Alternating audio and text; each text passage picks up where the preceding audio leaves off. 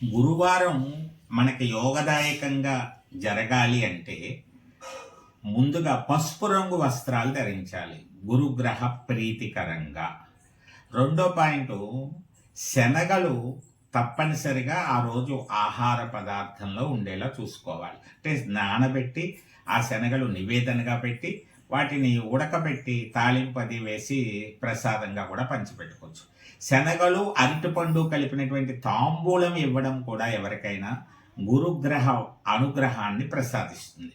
అలాగే గురువారం మనం ఏ పని మీదైనా బయటకు వెళ్ళి ప్రయాణాల్లో కానీ కార్యక్రమాల నిమిత్తం కానీ మళ్ళీ క్షేమంగా తిరిగి రావాలి, విజయవంతంగా ఆ పని పూర్తవ్వాలంటే 2-3 ఆవాల గింజలు నోట్లో వేసుకొని బయలుదేరి బయటకు వెళ్తే ఆ కార్యక్రమాల్లో విజయం సిద్ధిస్తుంది అని చెప్పబడుతోంది.